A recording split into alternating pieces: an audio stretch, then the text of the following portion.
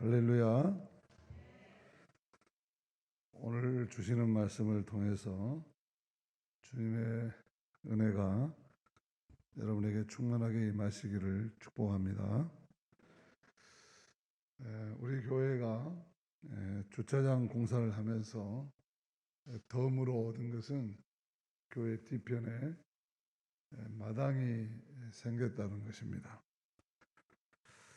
어제는 김규십 지사님 주의 아래 많은 분들이 협력해서 조경 일을 하였습니다.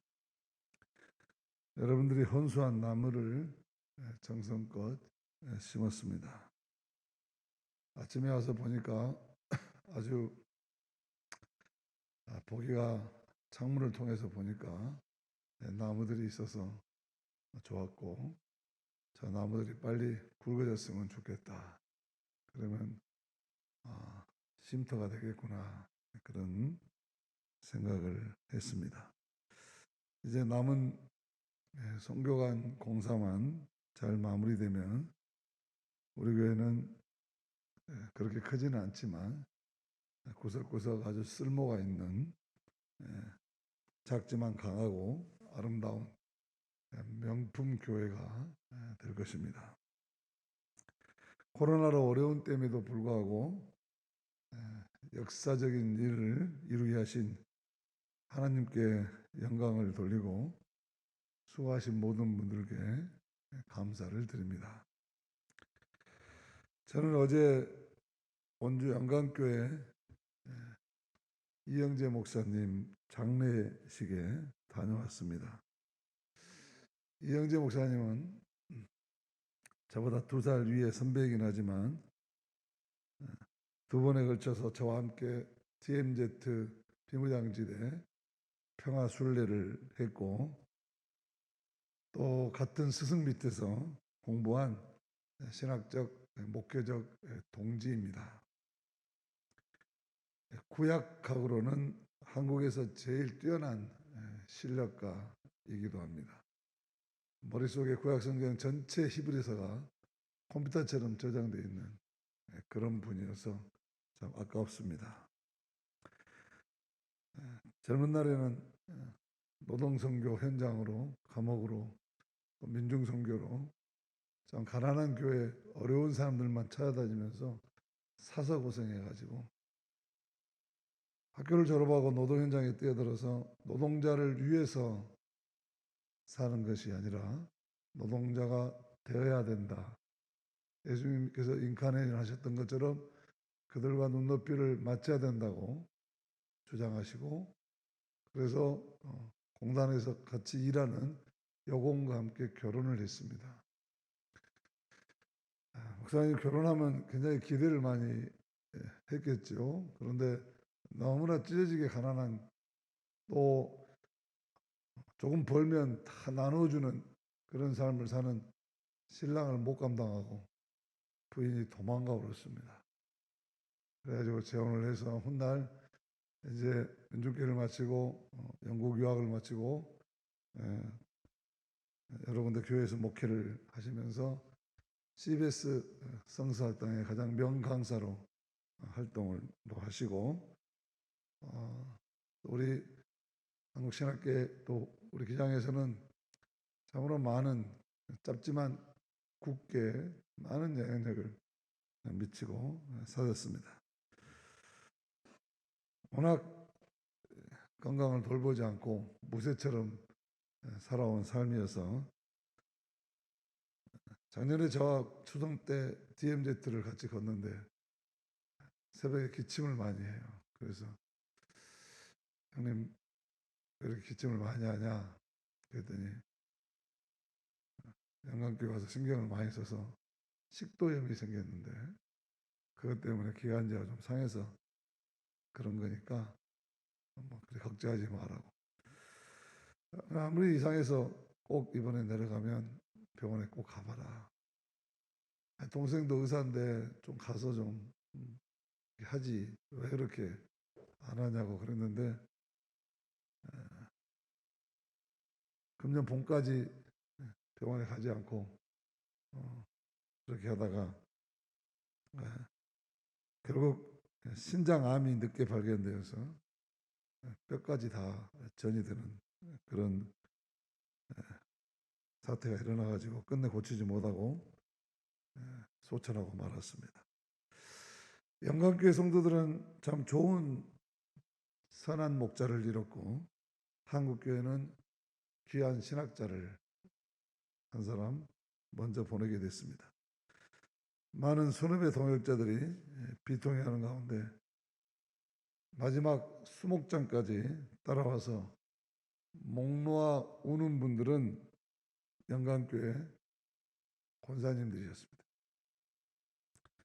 진심으로 애도하는 성도님들을 보면서 우리 교회 권사들도 내가 죽으면 저렇게 통곡할까? 그래도 이영재 목사님은 참 잘 살으셨구나 하는 생각을 했고, 역시 목사에게는 성도들이 가장 소중하고 사랑하는 분들이구나. 살아있을 때 더 잘해드려야 되겠다 하는 생각을 새삼하면서 돌아보는 시간이었습니다.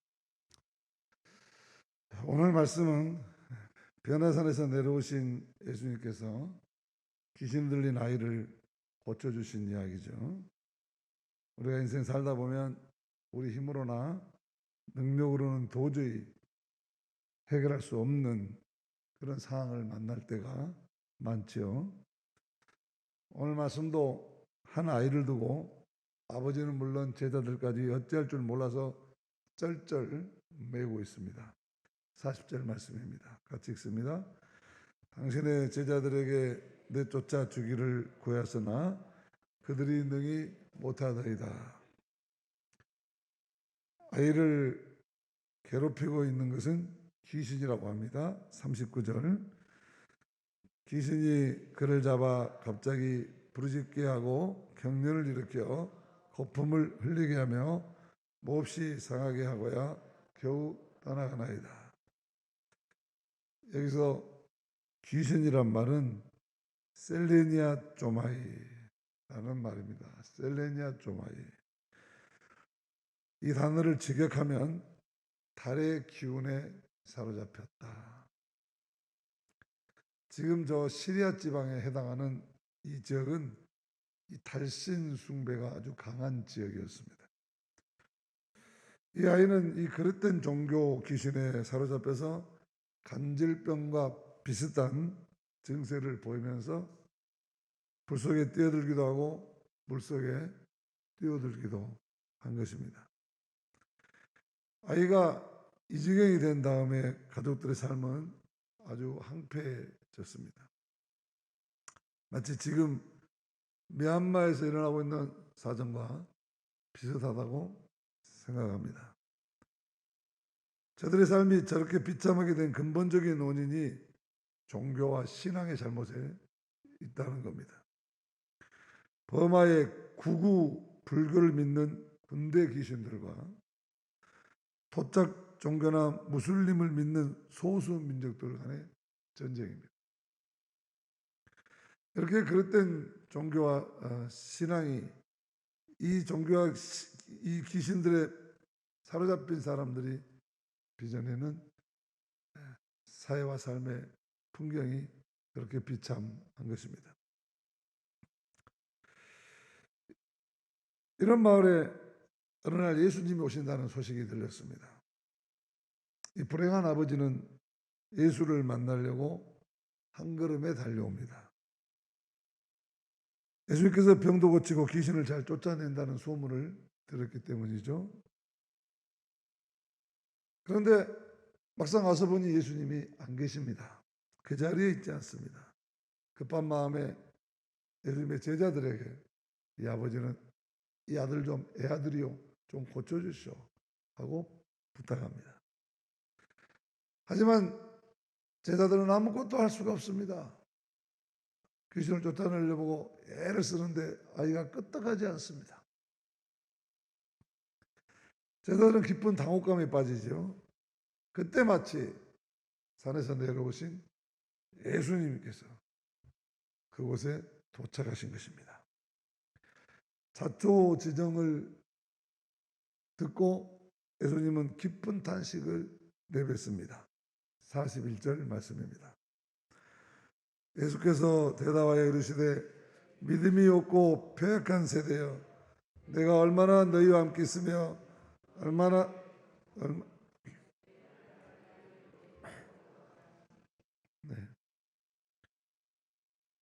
이 제자들이 무능함을 보시고 예수님 마음이 아주 썩 안 좋으신 거죠. 너희들이 언제까지 권세를, 누가복음 1장에 보면 이미 권세를 다, 귀신을 제하는 권세를 주셨다고 했거든요. 이미 다 준 권세를 아직도 그렇게 사용을 못하고 있으니 내가 언제까지 너희와 함께 하고 언제까지 너희가 성장하고 성숙하신 것을 참고 기다려야 하느냐. 예수님의 답답한 마음이 고스란히 느껴지는 대목이죠.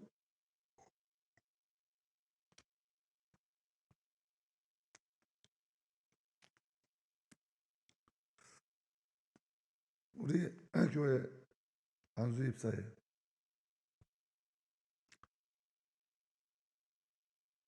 또 선교회, 주일학교 모든 기관들이 이제는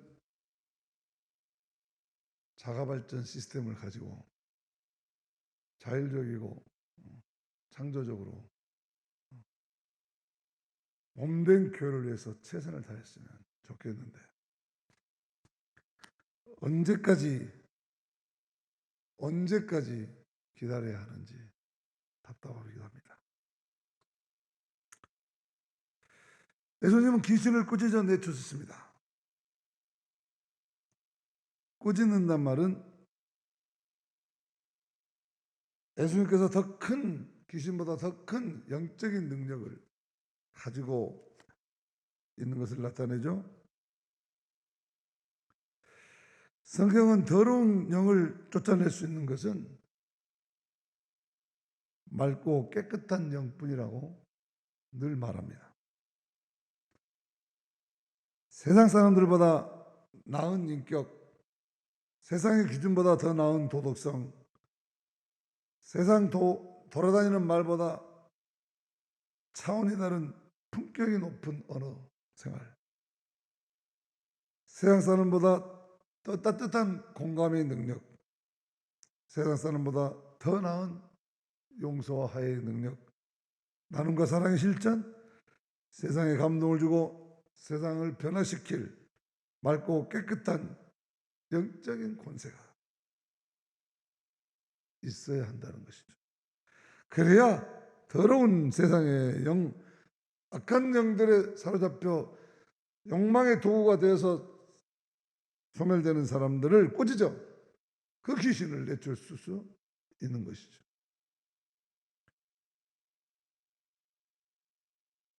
그런데 오늘 우리의 교회와 신앙에 이런 영적인 권세가 있습니까? 오늘날 우리의 삶의 모든 위기, 이 사회의 모든 위기는 어쩌면 우리 교회와 신앙의 영권이 소멸되고 있기 때문이 아니겠습니까? 하나님께서 이미 주어진 이 거룩한 교회에, 하나님이 이미 허락한 이 교회의 최고의 권세를 주었음에도 불구하고 교회와 성도들이 이 권능을 행사하고 있느냐고 하는 것이죠. 오늘 말씀을 자세히 들여다보면 이 권능을 어떻게 가질 수 있을지 두 가지의 길을 가르쳐 줍니다. 첫째는 예수님을 항상 그 삶의 한복판에 모셔야 한다는 것입니다. 제자들이 이 귀신 들린 아이를 꾸짖지 못하고 못 고친 것은 지금 예수님이 그들 가운데 계시지 않았기 때문이라는 사실입니다. 예수님은 이제 성령으로 우리와 함께 하시죠. 그렇기 때문에 우리는 예수님의 영, 예수님의 거룩한 성령, 그 맑고 깨끗한 영이 우리와 그 진리의 영이 우리와 함께 하시면 우리는 세상의 모든 더러운 영을 쫓아내고 건강한 삶을 살게 될 것입니다. 우리 전도할 때 교회 한번 와보세요. 그렇게 말하죠. 교회 나왔다고 문제가 다 해결되는 겁니까? 성령의 임재를 경험해야 합니다. 성령의 역사를 체험해야 합니다. 예배와 기도와 성경 공부를 통해서 단순히 지적인 만족만이 아니라 살아계신 하나님 성령의 만지심을 경험해야 하는 것이죠. 그렇기 때문에 교회에 인도했다고 전도가 끝난 것이 아니라 그 영혼이 성령 하나님을 만날 때까지 그 영혼을 위해 믿음으로 기도하고 말씀으로 양육하고 무엇보다도 사랑으로 하나님이 살아계심을 나의 삶 속에서 보여줘야 하는 것이죠. 오늘 구약에서 이사야는 하나님을 떠난 성령을 체험하지 못하고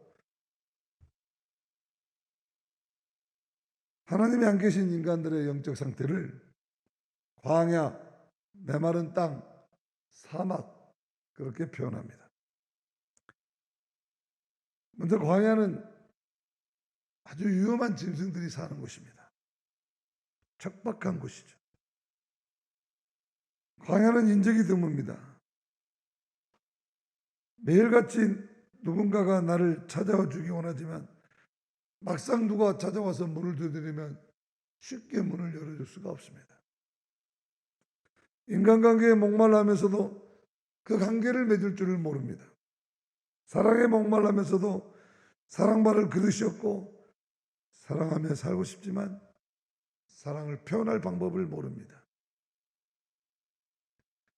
하나님의 은혜의 단비가 내려야 광야가 적과 꿀이 흐르는 땅 푸른 초장으로 변할 터인데 하늘의 은혜를 알지 못하고 하나님의 은혜를 깨닫지 못하니까 그 심령은 늘 광야입니다. 하나님의 기쁜 은혜에 접촉되지 않으니까 변화상의 체험이 없으니까 언제나 사람을 만나도 비상적입니다. 은혜의 깊은 감격 속에 뜨거운 사랑이 나타나지 않습니다. 은혜 받지 못하고 삶을 은혜를 깨닫지 못하는 척박한 심령인 것이죠. 이것이 광야에 사는 사람들의 고충입니다. 메말랐다고 하는 것은 뜨거운 햇볕에서 물기가 증발되어 가지고 쩍쩍 갈라져 있는 땅을 말합니다. 우리들의 마음에 쩍쩍 갈라져 있는 험한 세상을 살다가 은혜 받지 못해서 목말라서 이리 치고 저리 치어서 갈라질 대로 갈라진 아픈 상처만 품고 사는 사람들입니다. 손바닥이나 발바닥이 갈라져 속살이 보일 때 쓰리고 아픈 것처럼 우리들 마음에 남아있는 상처는 날마다 우리를 고통스럽게 하죠. 오랜 가뭄에 논바닥이 갈라지고 곡식이 말라 죽어가는 것처럼 기름이 말라 불꽃이 사그라지는 등불처럼 은혜 받지 못한 영적 메마름은 우리 속에 생명의 기운을 서서히 이렇게 죽여가는 것입니다. 사막은 모래바람이 불어와 언덕을 만들어 놓습니다. 사막의 모래 언덕은 올라가도 다시 미끄러져 내립니다. 삶의 소득과 성취가 없습니다. 보람도 없습니다. 이사야는 이 사막이라는 표현을 통해서 은혜의 담비를 경험하지 못한 인생의 지치고 피곤한 삶을 말하고 있습니다. 소망도 없고 꿈도 없습니다. 만사가 귀찮고 의미가 없습니다. 단조롭고 건조하고 얼굴에 웃음이 떠난 지 오래되었습니다. 그런데 어느 날 이런 사람의 삶의 기적이 일어납니다. 광야와 메마른 땅이 기뻐하고 사막이 백가마같이 무성하게 피어 기쁜 노래를 부르며 즐거워하게 될 것이라고 말합니다. 어느 날 갑자기 이와 같이 놀라운 삶의 변화가 일어났습니다. 굳게 일그러져 있던 얼굴이 환하게 펴지고 말도 걸어볼 수 없던 사람이 갑자기 콧노래를 부릅니다. 찾아가도 도망가던 사람이 이제는 자기 발로 찾아오고, 입만 열면 사는 것이 왜 이렇게 고통스럽냐고 피곤하냐고 하던 사람이 요즘 사람 사는 것이 왜 이렇게 즐겁냐고 말이 바뀌었습니다.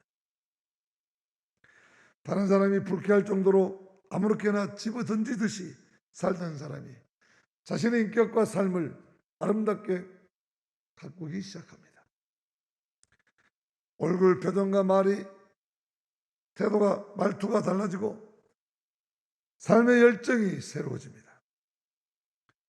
항상 축 늘어져 다니고 마치 곧 세상이 망한 것처럼 비관적인 인생을 살던 사람이 갑자기 어깨 펴고 당당하게 거리를 활보합니다.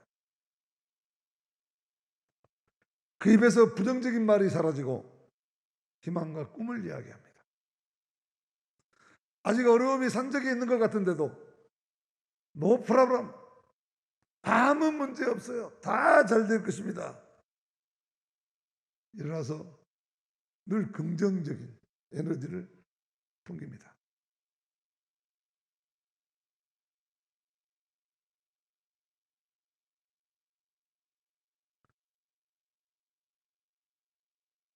이 사람에게 도대체 무슨 일이 일어난 것입니까? 사람들이 묻습니다. 도대체 저 사람에게 무슨 일이 일어난 거야?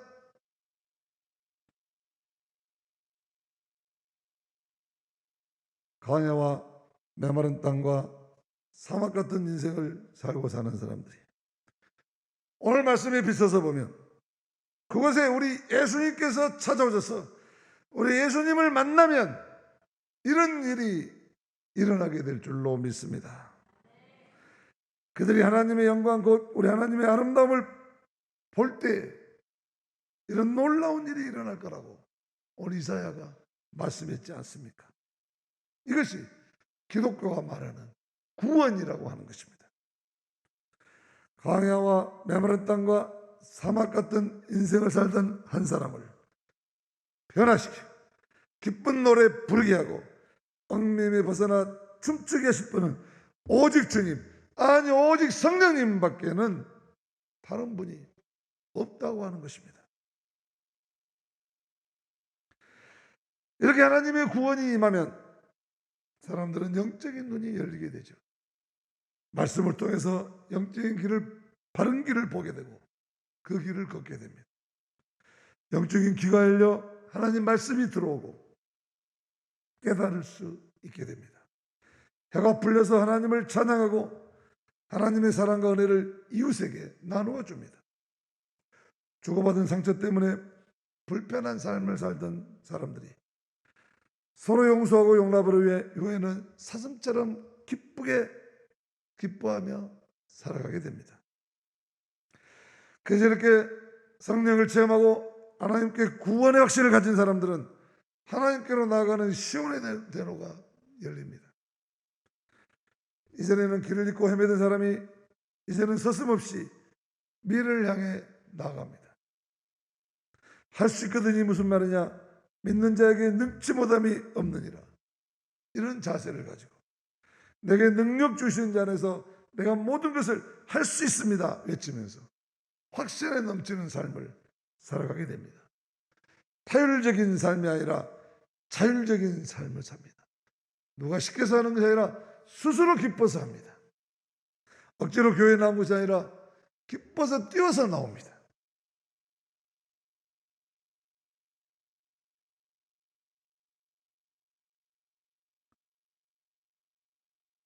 오늘 말씀은 그렇기 때문에 이런 구원의 기쁨을 누리기 위해서는 반드시 우리 삶 한복판에 성령님을 모셔야 한다는 이야기입니다. 두 번째로 예수님은 우리가 귀신을 쫓아내지 못한 것은 믿음이 없고 패역한 시대라. 패역하다마는 불순종하고 늘 거절하고 늘 자기 욕심만을 위해서 남을 희생시키고 전쟁 같은 세상을 말하는 것이죠. 믿음이 없고 패역한 세대. 같은 이야기를 전하는 마태복음 17장 20절에는 이렇게 말합니다. 이르시되 너의 믿음이 작은 까닭이라. 진실로 너희에게 이르노니 만일 너희에게 믿음이 겨자씨 하나만큼만 있어도 이 산을 명하여 여기서 저기로 옮겨지라면 옮겨질 것이요 또 너희가 못할 것이 없으리라. 제자들이 귀신을 쫓아내지 못한 이유가 그들의 믿음이 작기 때문이라는 것입니다. 또 마가복음 9장 29절은 이렇게 말합니다. 이르시되 기도 외에 다른 것으로는 이런 종류가 나갈 수 없느니라. 제자들이 귀신을 쫓아내지 못한 이유는 그들의 기도가 부족했기 때문이라는 것입니다. 이 두 구절을 합치면 그들이 믿음이 적고 기도가 없기 때문에, 기도가 적기 때문에 이미 어마어마한 영권을 줬지만 귀신을 쫓아내고 병을 고치고 세상을 지배할 어마어마한 능력과 권세를 이미 줬건만 믿음이 없기 때문에 기도하지 않기 때문에 그것을 사용하지 못하고 있다는 것입니다. 누가는 사도행전 3장과 19장에서 이 영권을 가지고 사용하는 자와 사용하지 못한 자를 아주 딱 적나라하게 비교합니다. 사도행전 3장에는 우리가 알듯이 베드로와 요한이 오순절에 성령을 충만하게 받은 다음에 영권을 가지고 은과금 내게 없으나 내게 있는 것을 내게 주느니 곧 나사렛 예수 이름으로 일어나 걸으라고 담대하게 선포했을 때 걷지 못한 사람이 그 자리에 일어나 걷고 뛰고 찬양하는 역사가 일어났다고 전합니다. 반면에 사도행전 19장에는 스게아와 일곱 아들이 똑같이 귀신 들린 사람에게 가서 예수 이름으로 귀신아 물러가라 하고 했는데 이 귀신이 하는 말이 내가 예수도 알고 바울도 아는데 너는 뭐냐? 그리고는 그 사람에게 달려들어서 전라도 말로 뒤지게 패고 그래서 얻어맞고 벌거벗은 몸으로 도망칩니다. 왜? 베드로와 요한은 가능했는데 왜 스게아와 일곱 아들은 똑같이 예수 이름을 사용했는데 망신당합니까? 왜 도망칩니까? 귀신을 쫓아낼 권세가 없이 예수의 이름을 사용했기 때문이라는 겁니다. 다시 말해서 영권을 사용하기 위한 믿음과 기도, 성령 충만함 없이 남의 신앙을 흉내만 냈기 때문에 권세의 능력이 나타나지 않았다고 하는 것입니다. 누가가 이 두 사건을 통해서 우리에게 무엇을 말하고자 하는 것입니까? 예수님 이름을 사용할 능력과 권세를 가진 자, 그렇지 않는 자는 전적으로 다르다. 믿음과 기도로 뒷받침된 성령 충만함만이 이미 우리에게 주시고 이미 우리를 통해서 하시고자 하시는 주님의 영권이 드러나게 될 줄로 믿습니다.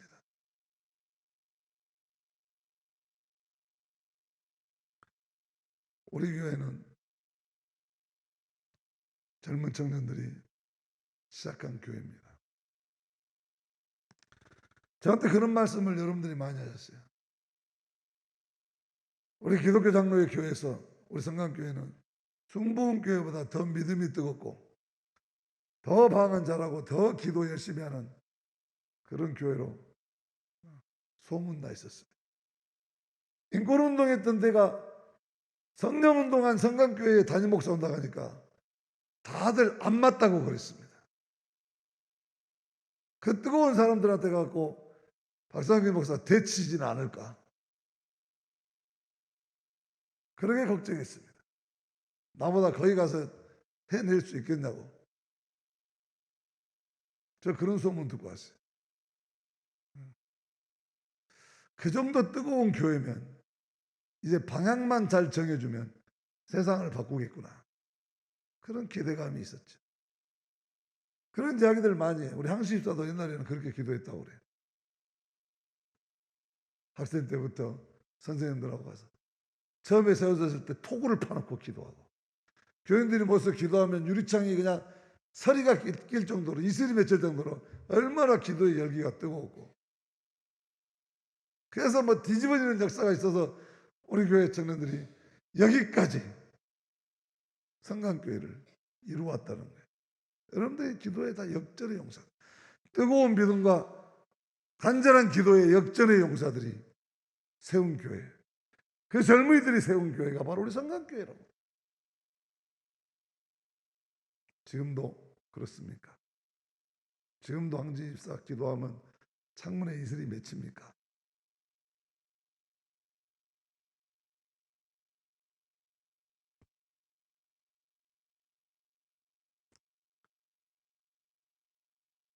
우리 청년들이 프로그램이나 인간관계나 이런 걸로 대를 이어 성강교회를 섬긴다고 하면 착각입니다. 우리 다음 세대, 우리 자녀들이 믿음의 선배들, 믿음의 어른들의 본을 받았어요. 정말 우리 저 신원래 권사님 모범적으로 이렇게 계신데, 저분들이 기도하고 뜨거운 믿음으로 세운 이 교회가 우리 청년들이 더 뜨겁게 기도하고 더 뜨겁게 믿어서 이미 우리 교회를 두신 이 유대한 영권을 행사해서 사람을 바꾸고 공동체를 바꾸고 세상을 바꾸는 일이 계속해서 일어날 수 있기를 축복합니다.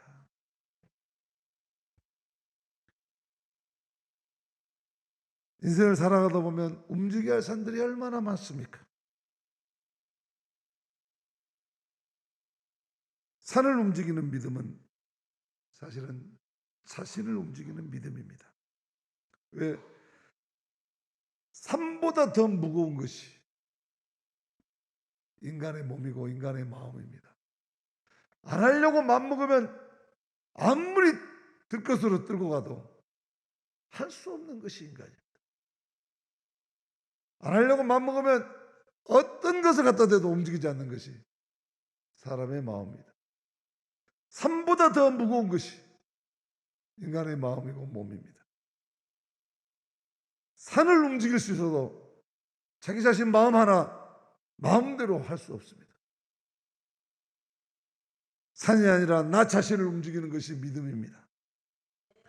산을 움직이는 것이 믿음이 아니라 내 자신을 움직이는 것이 믿음입니다. 우리는 나의 가능성이 아니라 하나님의 가능성을 믿고 살아가는 성도, 거룩한 백성들입니다. 그렇기 때문에 우리에게 실패에 대한 두려움은 있을 수 없습니다. 우리가 할 수 있기 때문에 하는 것이 아니라 해야 되기 때문에 하는 것입니다. 하나님의 일이기 때문에 하는 것이고 생명을 살리는 일이기 때문에 하는 것입니다. 우리에게 그다시 하는 만한 믿음이라도 있다면 어디 할 수 없다는 말이 나오겠습니까? 그렇게 하지 않을 것입니다.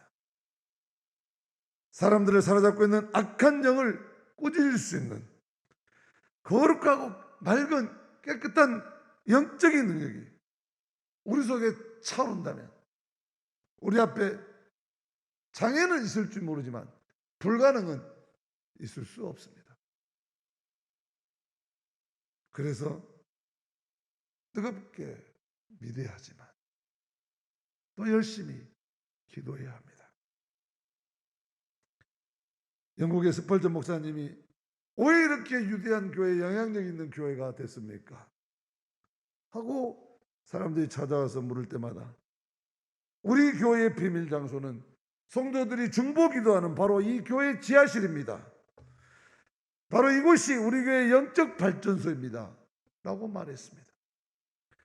세계적으로 탁월한 설교가가 스펄전 목사이지만 자기 설교 때문에 붕괴한 것이 아니라, 자기 설교 때문에 영국을 변화시키는 교회를 세운 것이 아니라 바로 지하실에서 기도하는 저 성도들 때문에 영국을 변화시키는 이런 위대한 교회를 세웠다고 그렇게 사람들마다 데리고 기도실을 보여주었습니다. 말씀드렸듯이 우리 교회도 젊은 성도들의 뜨거운 믿음과 기도 덕분에 모든 난관을 극복하고 그 어렵고 힘든 과정을 지나서 정말 가난한 교회였는데 이렇게 불편한 것이 없는 교회로 여기까지 올 수 있었습니다. 이제 우리의 기도와 우리의 믿음이 시들지 않는 한 우리는 계속해서 사람을 바꾸고 공동체를 바꾸고 세상을 바꾸는 위대한 교회의 영권을 나타내게 될 것입니다. 우리들의 문제도 다 떠나갈 것입니다. 하나님의 위대한 능력이 나타날 것입니다. 이렇게 불가능을 가능케 하는 믿음과 기도의 능력이 계속해서 대를 이어가며 우리 가운데 일어나기를 간절히 축복합니다. 축복합니다.